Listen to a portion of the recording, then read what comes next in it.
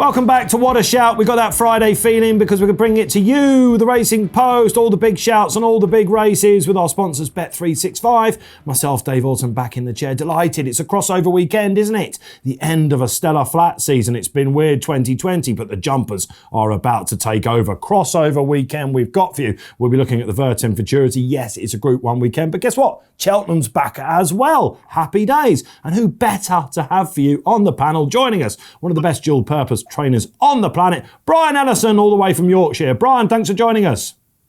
Good morning. Keeping it nice and succinct. Brian, let's have a chat about you. Things have been going quite well this year, haven't they? I think it's fair to say, Brian, despite the fact that you've won the Ebor handicap, it's fair to say that your jumpers are really what punters latch onto now. Definitely Red, for example, the flagship horse in the stable, but you've had a couple of really interesting winners recently. There was a lovely little meeting at Kempton, for example, down in Sunbury. There was a listed race and you took it out with Mrs. Hyde, a recent recruit to the track. The jumpers really going well for you. Yeah, I've got this year. I've got some really nice jumpers. I've got around about 50, and some really good ones. Looking forward to it. And of course, we've got the Melbourne Cup coming up. We've got the Breeders' Cup. You've visited both of those, so we'll maybe get a line on your feelings of them. The Mac and Bullet, for example, took you on a real journey last year, Brian, didn't she? Yeah. Second in the Cheveley Park, and then went over, of course, to the Breeders' Cup. You went as well. I did, yeah. Yeah, it was. It's as a trainer, it's great to have a horse that's good enough to go out there. And she ran well. She finished sixth. Probably the track didn't suit her, but she was a very, very good filly. How long have you been training now, Brian? Since the 80s? 89 I started. All right, unbelievable. And you've had what, something like 1,300 career winners, have you?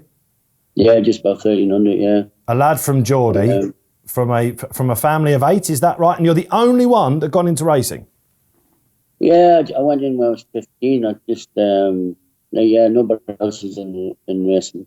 I just like animals and horses, and I couldn't ride when I went there.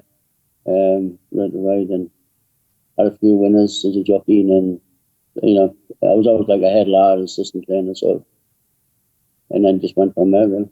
Did you beat Tingle Creek in a handicap chase as a jockey once? Someone told me that in the week, said you've got to talk to Brian about that. You beat the great Tingle Creek, but they call you a journeyman jump jockey. What's all that about?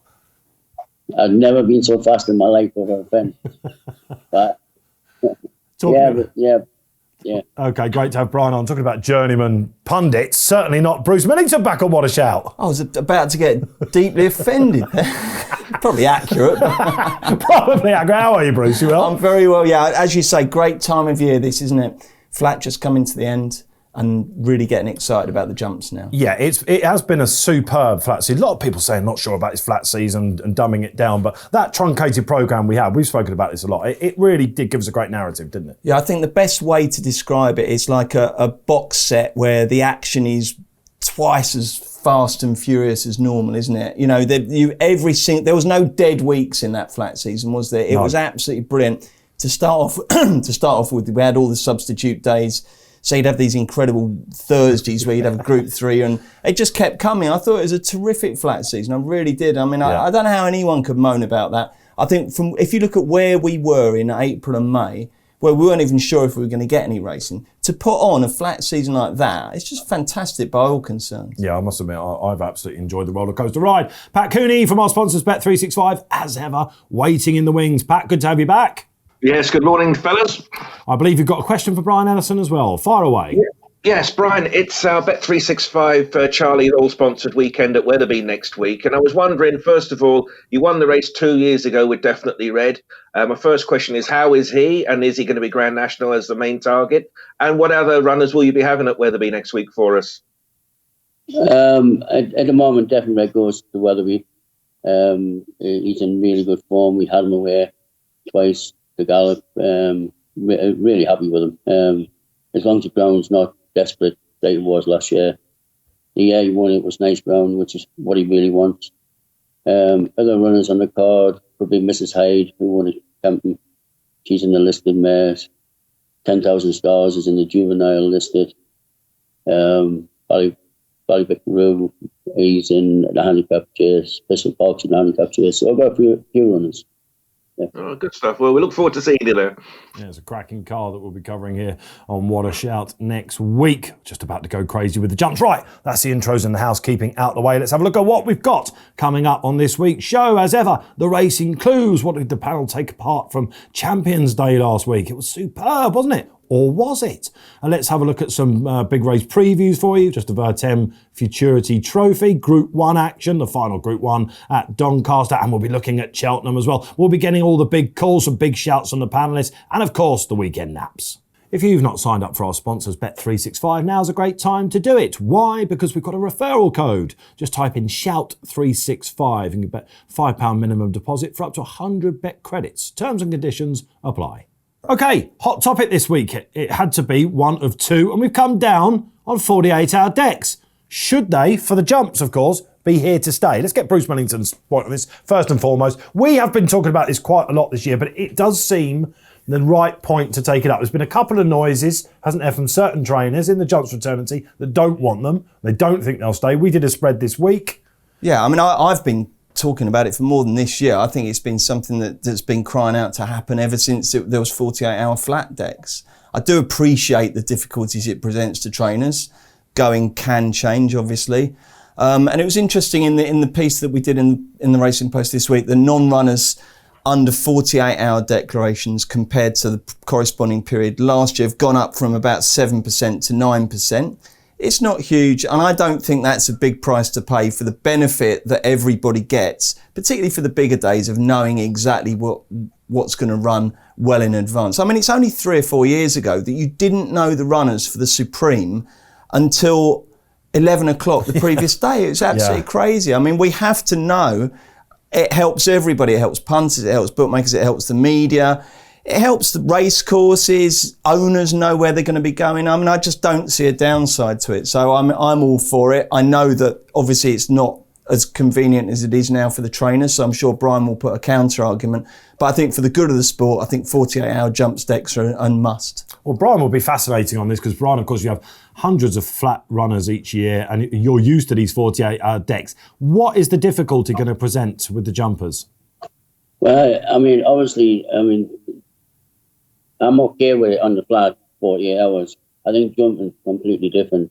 And I agree that Cheltenham should have 48 hours, big meetings like that. But on a non-league day-to-day, who does it help? It can't help the punters because you can't be back in 2 days before or 24 hours before. And it can't help the bookies because it will be more non-runners. Because the ground changes so much this time of year. So I don't understand who it helps. Yeah, trying to predict the weather in racing is extremely difficult, isn't it? Let's put it that way. So look, we're for it at the paper. I think that, punters would be for it as well because they can study up, can't they? I think jockeys will know where they're going and all that sort of thing. But certainly from a professional point of view, there are some obstacles out there. Pat Cooney, let's bring in a bookmaker's perspective on the 48-hour jump decks. Yeah, I think if you're in the betting industry, I think you'd welcome 48 hours flat or jumps, really. There's many a weekend you look at and think, God, I wonder what's going to run in that, and you can get your teeth into them. Yeah, the ground can change, but I think it's got to be more beneficial to know the 48 hours. And the other thing as well, if I was a jockey struggling to do the weight, I've got an extra 24 hours now to get the weight off and get myself in good shape for it. I get the reservations with it, but if it can work for the flat, I'm sure it can work for the jumps. You've got the panel's take then. What do you think about 48-hour jump decks? Get your comments in below. Right then, let's have a look at the racing clues from the last week. Just Champions Day to decipher. I think we'll concentrate on that. Narrative-wise, again, there's that word. Couldn't have been any better for racing, could it? Holly Doyle breaking through and Tom Marquand as well. Her partner just stealing the show towards the end as well. Yeah, Champions Day is normally about equine stars. This was very much about humans, wasn't it? And racing's golden couple, Holly Doyle and Tom Marquand, 2 winners each. They were absolutely brilliant. It was great to see it break into the mainstream news agenda. It was lovely to see. I think the highlight of the day for me was Holly Doyle's smile after she took out her first ever Group 1 on Glenshiel. She was absolutely delighted. What a finish as well. It was brilliant to see. It really, really was. I mean, I'm not sure too many of those races are going to go down in the annals of history as great horse races. Yeah. But it doesn't matter. It was a really intriguing day and I thought it was a cracker. And like I say, those 2 were brilliant. And what did you make of John Gosden's comments afterwards? There was a bit of hoo-ha over Chris Dickles, wasn't there? The clerk of the course about the ground Stradivarius, of course, getting sunk. Yeah, I mean, Gosden was saying that it's that kind of drying, soft ground that makes it really hard for horses to get through. And it's funny because Mark Holder, a professional punter, countered that in the Racing Post this week. He said that that's not true. He said he studied every single horse race on every single type of going, and that's basically a myth about this drying ground. I'd be interested to know what Brian thinks actually about that. So, you know what it's like, Brian, it hammers it down, it's heavy, and then you get a couple of drying days and it just gets a bit gluey. Is that the really hard stuff to get through? I mean, I suppose I'm going back to your jockey days, really. It's actually the worst ground you can run on. Heavy ground, what you need with heavy ground is a bit of rain to keep it loose. But once it starts drying out and it gets gluey and tacky, and it's horrible. It's not an exact science, is it? Summer 4.0 on the going stick is not the same as winter 4.0 on the going stick, for example. So let's come to you, Brian. The Champion Stakes, a day. It must be great amongst trainers to look at these horses that come back year after year on the flat and take it. He's such a consistent horse, isn't he? Yeah, it's great. And as for like Holly Doyle and Tom, it's fantastic for the sport. And she is brilliant. She can ride, and we had an issue a few years ago about women jockeys, which she's come to the fore, and she's absolutely brilliant. And Tom is, of course, he's been through, but it's good that they're partners as well, Yeah, absolutely. Tom is just different class, isn't he, Brian, as well? What did you make of the meeting as a whole? Are you a fan of Champions Day at Ascot in mid-October? Well, it's sort of a pinnacle to the end of the season, isn't it? And then, yeah, it's good racing. Like you say, I may come out of it and be champion next year, I don't know. But it's good for racing. Let's have a word about Palace Pier as well, getting sunk behind the Revenant, who came out and won under Pierre Charles Boudot. What do we do with Palace Pier? He lost a shoe, didn't he? I know, but Frankie said afterwards, didn't he? I can't do everything on three legs. The horse can't do it. But you could tell after a furlong something wasn't right. Do you think? Well, that's what it was, presumably. He lost the furlong. He lost the shoe coming out of the stalls, didn't he? So, I mean, that sounds like just a scratch run. Sounds like a plausible reason to me. He's coming back next year, so we'll find out, won't we? Yeah, that is fantastic news as well. Pat Cooney, how was the turnover last weekend? It was excellent. Funnily enough, the main two turnover races were the last two races on the card. So that kind of opens it up. Should we have 7 races on the day? Maybe we could take one of the 2-year-old races from Newmarket and so forth. But I thought it was quite telling, really, that of the 6 races, 5 were won by geldings and the other was a filly and mares race. So I'm not quite sure if that's how it was set up for with geldings winning. But just on Tom and Holly, I mean, people wondered, haven't we? We've had the conversation for years. Oh, what will happen to racing when Frankie retires? Who's going to take over? Well, hey, presto, we've got them, haven't we? Tom and Holly. They could be on A Question of Sport as team captains. They could be on Gogglebox. I'm sure they're going to get sick of the sight of each other at some point in their life. I know my wife's fed up with me. But, the future is bright and rosy, isn't it, for them? Join the club, Pat. Join the club. Yeah, there's a lot of pressure on those two now, isn't it? I think just to keep the partnership going. Yeah, I think it's a marriage of convenience. One's in one room, one's in the other. They're a young couple, aren't they? I mean, who knows what's going to happen? But let's enjoy them while we can. Just a word then for Wonderful tonight as well. Last week's guest, David Menuzier, trained the Group 1 filly and mares. Excellent news that she stays in training next year. We could have done our hot topic, about horses that are retiring this year, obviously Enable, but lots of them are going. Siskin, of course, goes to the Breeders' Cup, then off to Japan. He could have stuck around, couldn't he? Great news that Paddy Spear is staying around, and Wonderful tonight as well. Yeah, I wonder whether Wonderful tonight's arc chance was actually this year, because it was such a weak, odd, strange race as it turned out, and I think she would have gone very, very close. I think next year she's still really progressive, so she may well have the chance. Obviously, she's not going to get the 3-year-old fillies allowance. Yeah. It all depends, I think, how good this year's 2-year-old crop are next year and what kind of 3-year-olds they mature into. Because there is a void now, isn't there? There's no Enable, there's no particularly eminent middle distance colt that's likely to be staying in training next year. So there's a big void there. We just don't know. But I mean, unless she runs into a superstar 3-year-old, then I think that they can campaign her knowing she's good enough to take a chance, and I think she'd be a contender. Yeah, next season's early 2-year-olds are going to be key, aren't they? With that in mind, let's move on. Right then, Group 1 action. Final Group 1 in the UK on the flat this year. It's the Vertem Futurity for the 2-year-olds over a mile. What a race it's been in recent years. Pat Cooney, give us the market. Yeah, at the moment, Dave, it's 15-8 Wembley, one ruler 11-4, King Vega 9-2. That's been popular during the week. 8 State of Rest for Joseph O'Brien and Tom Marquand, and 10-1 Bar. And really, it's all about Wembley's chance in the race. He's been an unlucky loser in 2 Group 1s. You could look at it and make a plausible case out for him saying, wait a minute, shouldn't he be an even shorter price? Because I think on official ratings and whatever ratings you look at, Wembley's top of the pile in them. So, and it's telling, isn't it? Aidan had 7 at the 5-day stage. He relies on just 1. That's Wembley. So a solid favourite. A few each-way shrewdies are putting up Max Swiney from Jim Bolger's stable, who's got pretty much mixed bag of form. But you go back to the 18th of July, he won at the Curragh and the Maiden by a length and a half, beating a horse called Wembley. Wembley's 15-8, this fella's 20-1. So he might be worth having a few quid each way on as well. But I think with Wembley, his price is only going to shorten, the others are going to drift. Pat Cooney then having a look at it, looking for maybe a left field angle. You're not. He's completely, pretty much nicked every single word I wanted to say. Wembley should be odds on. Okay, the only reason he's not is that he's had 6 runs, and the first 3 of those weren't ultra impressive. If he'd only had his last 3 runs, he'd be odds on for this. But the way Aidan campaigns his 2-year-olds, that doesn't matter at all, honestly. The run in the National Stakes behind Thunder Moon was excellent because he was hampered. He was really, really good in the Duers. I just think he'll blow them away. But as Pat says, on his second run, he was beaten by Max Swiney. The key with Max Swiney, and Jim Bolger often sends a horse over here, and not for the good of his health, but because he thinks he's got a chance of taking the race out. He needs cut. If you look at his form, it's absolutely obvious. He's very grounded. I don't think he needs it hot deep, but he needs cut. And the forecast is, from what I can see, the rain looks like it's going to arrive kind of during racing.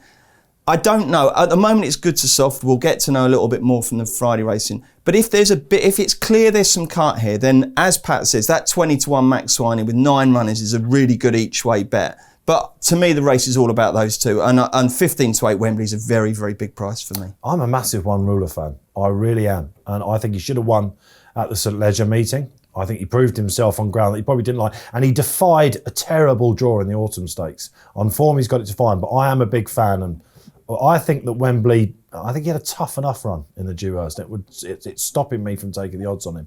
It is interesting, isn't it, that Aidan O'Brien's just got the 1 runner. The last time he did that, of course, in Britain, was Love in the 1,000 guineas. We all know what happened there. Brian, have you had a look at this race? Which one would you like to train? Well, I mean, Aidan's horses are tough, aren't they? He does run horses 6 and 7 times 2 years, and they still keep coming back and bounce back to win. It's obviously one they've all got to beat. If it wins tomorrow, you'd be picking this up. Then why wasn't it odds on? So I think it's a one to beat. Yeah, keep it simple. And this is a pivotal race with 2021 in mind.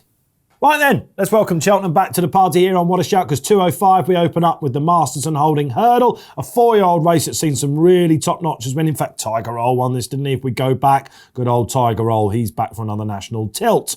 Where are we looking for this? Is it just keep it simple, All Mankind gets out in front and beats Botox Has again?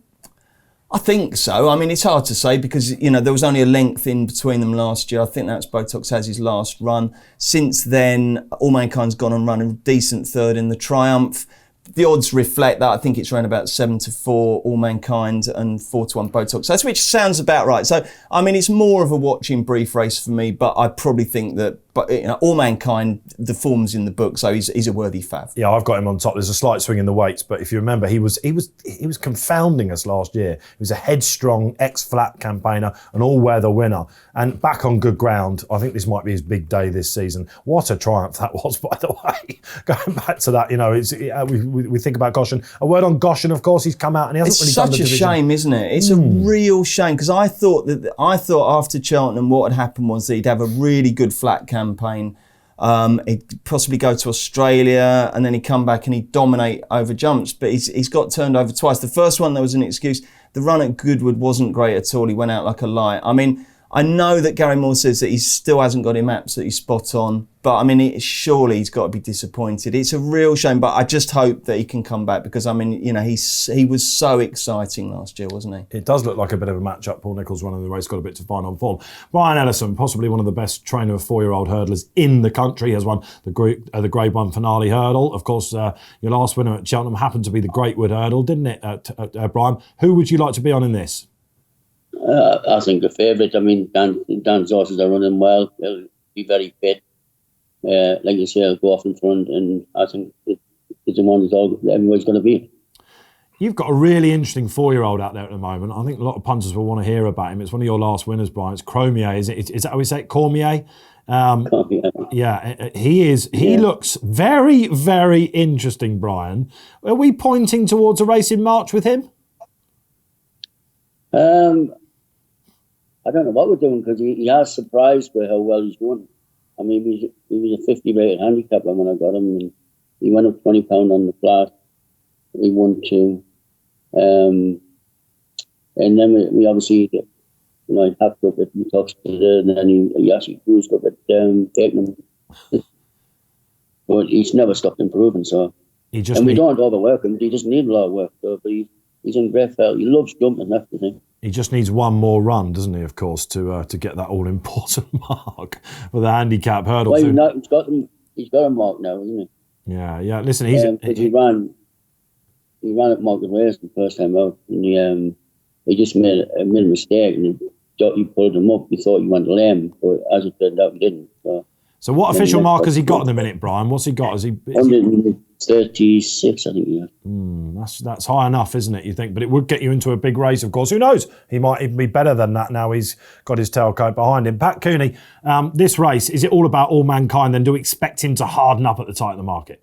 Yeah, he's certainly been popular in the market, and he's a very likeable horse. He didn't look as though he's got too many breaks last year, though, did he? And a worry for me may be Stratagem. I'm not sure what the strategy will be with Stratagem, but when he won last time out, he made all as well, and he looked as though he didn't have too many breaks either. So maybe the two of them will take each other on. It's Harry Cobden taking over from Mr. Maxwell this time on Stratagem, but there may just be a fast and furious pace up front. So I think at prices, I think I'll have a bit of Botox at 7-2, I think, because he's a classy enough horse. He can sit, and maybe the race will unravel his way. So a bit of Botox for me. We could all do with a bit of Botox, Pat, absolutely. But if they lead All Mankind over the first hurdle, I'll be amazed. Right then, time for the big calls. Could be interesting this. Let's go to Pat Cooney. Forheen, he's coming back. You've got a word? Yeah, normally I'm quite downbeat about this part of the show, really. But you read the papers this week, and Forheen, he's back, 12 years old. Who knows? He could win the Cheltenham Gold Cup as a 13-year-old. Can you imagine that? I don't normally get emotionally attached to any horses or greyhounds, but I was really pleased when I saw this. And then the slight reservations, you know, are they 12 years old? He's had a long career. This is his 8th season in training. But he is a star. He's a superstar. And I'm really, really excited about seeing him back on the racecourse again. And I hope it goes well. The Mullins family, they seem quite upbeat about him. They know the time of day. I wish him well this year. And wouldn't that be some story if he won at the festival as a 13-year-old? Pat, what are you on about? You've been a horseman and a dogman all your life, and you don't get emotionally attached to horses. Yeah. That's crazy. He's just had some Botox. He's got some youthful exuberance all of a sudden. Well, that's what we're in the game for. I mean, that's why you love the sport, for God's sake, man. How can you not get emotionally attached to them? He tries to get positive about some of them, and we dumb him back down. Quite right. Let's come to Brian with this. Brian, if you were training Forheen, you know what it's like to keep these veterans in training. Of course, definitely Red 11-year-old now, pointing towards some of the bigger races. What are you thinking? Are you thinking, right, let's get him out early. Let's try and have a really good early start to the season with him. They're mature, slightly easier to get fit, I'd imagine, and then maybe taper off to the back end, or is it all about one day later on? Well, I mean, basically, that's amazing about National Hunt Racing, that these horses are still going when they're 12 and 13. They come back year after year, and like the Forheen, he's unbelievable, and he's a fantastic horse. You come out, you try and win with him, and you're always looking towards Cheltenham. And obviously Forheen would be either Gold Cup bound or definitely Cheltenham bound anyway. So He's confounded us so far, hasn't he? The machine is back. Happy days, yeah. Brian, you've got a national hunt for us to follow, and this is quite an exciting individual, isn't it? Yeah, Pelham, Mississippi won his last 2 bumper races and got quite a nice figure. He's not a horse that does anything quick, but he's a proper stayer. And a 3 mile hurdle division, we could see him being very good. Where's the name come from? Well, it's where Elvis was born. So he gets nicknamed Elvis. Do you do an impersonation? Brian, have you got? We've all got an Elvis impersonation. When I've had a drink, probably. When I've had a drink, I get all stupid. I have heard that, Brian. Okay, so listen, we've got one to follow there. Viewers will be all over that, and Pat Cooney's been dumbed down. Where are you going? Well, I better take Pat's place as the moaner in this section here. And it's the jumps, the way of starting jumps racing has improved immeasurably with the trotting start and getting them all pretty much going in line when the time the flag falls. But when that breaks down, they have started to give them a second go this year, which is good as well. But when that breaks down and they have to do a standing start, it is still too untidy too often. I want to ask Brian this. Brian, how many times have you stood in the stand watching your runner at the start? And it's a 2 mile race and you've given away 6-7 lengths at the start. Does that drive you mad, or is it something you don't worry too much about? Well, it does drive me mad. But if you've got somebody like Danny Cook on, he never misses a break. He's always out there in front. But yeah, I mean, now we're going back 50 yards and walking in. Sometimes I just think they're going back too far, you know. I mean, they are racehorses, and I'm not a lover of standing start as well. So. I remember McCoy said to me once, he said, if you're going to drop a horse out, that's absolutely fine, but start level with them and then drop him out in the first few strides. Don't give away 6 or 7 lengths at the start, because you've got to make that up. People kind of think, well, they're only crawling early on, you can make that up, but you still have to expend energy to make that up, don't you? There's nothing worse at the Cheltenham Festival, isn't it, when you're on, something that you really, really fancy in a handicap, and then all of a sudden it's a standing start and they're drawn on the flank, and all of a sudden you just, oh no, I'm beaten after a fence. It's worse in a 5-6 runner race in midweek, because you're like, well, all right, I know it's difficult. Horses don't have, accelerator pedals like cars, but, it almost looks like some jockeys actually don't mind.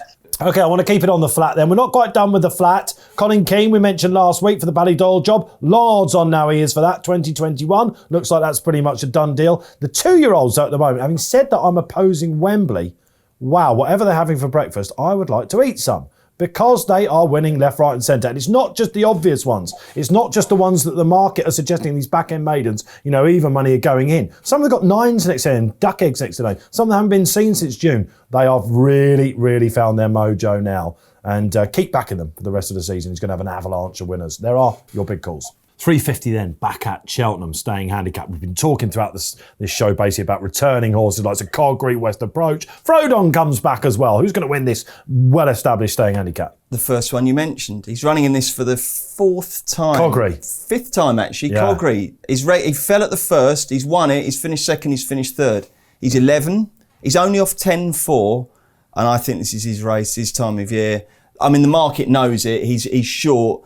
Normally you'd look for a progressive chaser at this time for this particular race, but I think this is one of those tough old battles. He's got his good ground, that's absolutely fine. And I think Cogri he might fall, but if he stands up, I think he'd be in the 3. So I'm going to back Cogri each way. He's got a lovely way of going about him, hasn't he? If he gets into a rhythm. When he won there, if you remember last season, it was right on the nod, wasn't it? It was absolutely fantastic. Man of the moment looks like one of those progressive chasers you're talking about for Emma Lavelle. That Bang & Form's taken a bit of a knock.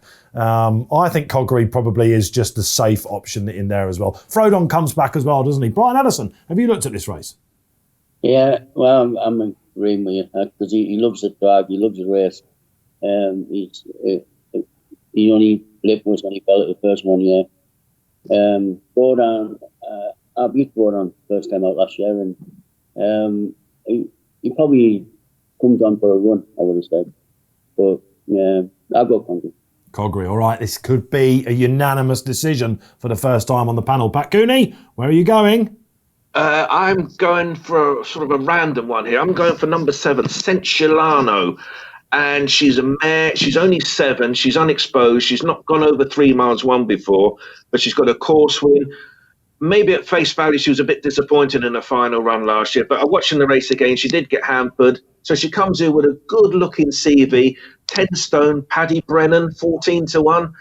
That's not the rudest price in the world, I think. I think she could have a good season, and getting that 10 stone, Paddy Brennan, 10 stone, bottom weight, she appeals to me, of course. Plenty in the market, Froden, Cogri, I get them all, but I'd rather back this girl at 14. Paddy Brennan once again at the start of the season riding like a man possessed. However, most of us were hoping Cogri goes close again. All right, and Sunday's feature. Happy days, we've got Aintree back. Do you know what? This meeting at Aintree, when the clocks have gone back, you get up, you're nice and you're like, oh, they're about to kick off at Aintree. It's one of those where you just take the dog out for a walk or whatever, go for a nice Sunday morning walk and enjoy the sport. It's a great card. And the Old Roan Chase at 157, don't get caught out, is the big handicap. This has been won by some heavy hitters in the past, no less so than Forrest Behan last year, Brian Ellison. However, he's not going to defend his crown. No, I mean, last year we had a prep run, and this year we haven't. He had an injury last year in the race, but he's fine. He'll go to Cheltenham next month. We just didn't want to give him a hard slog. It's raining there this morning. It's up to 10 mils tomorrow forecast. We felt it first time out. We didn't want to give him a slog in the. When they took the fences out last year, Brian, I mean, you were on the dual purpose. When you were on the dual, you must have thought it was a certainty. It was a certainty whether he jumped the fences or not. He jumped the best in the race. He still would have won. Yeah. Okay. So he's not. On his day, he's a very good horse. Yeah. Oh, absolutely. Yeah. Proper 160 horse, isn't he? Well, so is he going to have his prep run? So his first run of the season will be in the Paddy Power Gold Cup. I haven't spoken to Phil yet, the owner. There is a hurdle race next week at Carlisle. We might have a prep run in that. But I'll speak to Phil first. Okay, a horse to look out on. Pat Cooney, this is going to make the market ripple, I'd imagine. Yeah, absolutely. But we have a strong favourite in the race pretty much anyway, and that's Itchy Feet of Ollie Murphy with the new stable jockey Aidan Coleman on board. And this horse, he's only had the 3 runs over fences, and we all had him down as a possible Cheltenham Festival winner, but he made a couple of early mistakes there. But he was only 7-2 to beat the likes of Sam Crow, Mellon, Forheat. So he's a horse very much of interest. 154 is his handicap mark. Whether he's experienced enough to take on some of these old hands and remains to be seen. But there's the usual stables. You at this time of the year, you just price them up by stables. What's Paul Nicholls running? What's Nicky Henderson? Fab, second Fab. This is a bit different. Itchy Feet. He looks a well-handicapped horse, but I'm sure it's going to be as competitive as ever. But one eye on the weather, of course. How testing will the ground be? Do you remember Kalashnikov, of course, when Forrest Behan won the race last year? He was that sort of Itchy Feet, I suppose, wasn't he? I find it very difficult without knowing what the ground is, because there is some rain forecast. It could be anything from good to heavy, so I'll keep my powder dry. Itchy Feet's obviously going to be respected, but this will be one for a Sunday morning study up for me. There you go, absolutely. All eyes on Sunday, then the Old Roan Chase. Breaking, no Forrest Behan. Right then, time for your weekend winners. Where are the naps going? If you don't mind, I'll go to the final race at Doncaster. Step forward, Ed Dunlop. Horse called Maysong. Watch back in your members club the last 2 runs of his on the all-weather. I think you'll be backing him to go pretty close. He's going to take this out, I think. Yeah, I like him as well. I also like Wembley, but I'm going to go with my old friend King Rafe in the 3:30 at Doncaster. Sir Maxie, really like this one's chances. More concentrating on the flat then. Pat Cooney, will you complete the 3-time on the flat? Yes, please. I'm off to Doncaster likewise for the 220, and I've kind of pieced this one together. It's Mighty Spirit is the selection, and it's running in the Vertem Stockbrokers Handicap in the colours of John Dance, who owns Vertem. So the owner wants to win his own prize money. Always a good strategy. This horse was second of 20 at York last time out. And normally when you're second of 20, you'd go up £1, £2 or whatever. He's still off the same handicap mark. The last run would be good enough. Mega Nichols aboard, gets on very well with the horse. Mighty Spirit, the sponsor, to win his own prize money. A convincing argument there from Pat Cooney. There's 3 on the flat then for you to have some fun with on Saturday. Brian Ellison, slightly quiet weekend for you, but it's all about Wetherby next weekend. Can you give us a winner? It's all about Wetherby and then Carlisle on the Sunday. I think we could have 7 runners on the Sunday at Carlisle, so that's what we're aiming at the moment. Wetherby. I'll go on Mrs. Hyde again. She's a tough filly. I'll be a good winner. To make it 4 from 5 for the stable. Brian, can I quickly ask, while we've got you on, all those fantastic flattened jumpers you've had, who's your favourite horse you've ever trained? Jumping, definitely Red. And what about Top Notch? Top notch on the flat, probably, yeah.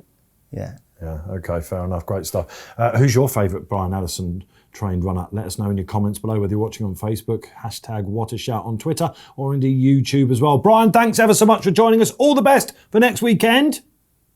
No bother, thanks. Hopefully have you on again. Thanks, Bruce Millington. Cheers, have a good weekend. Yeah, and you, just going to enjoy the sport? So much great stuff. Let's hope Newcastle beat Wolves for Brian on Sunday afternoon to make up for Forest being not running. Absolutely. Quite right. Pat Cooney, thanks for joining us again from Bet365, our sponsors. Yes, thoroughly enjoyed it. Thank you. Okay, great stuff. Thank you for watching. Don't forget you can download the free Racing Post app. Do so on the App Store or the free Google Store itself. Don't forget Gamble Responsibly. The jumpers, they're just coming out. Take your time and hone in. Thanks for watching ever so much. Myself, Dave Orton. Don't forget to leave your comments below. For the panel, this has been What a Shout.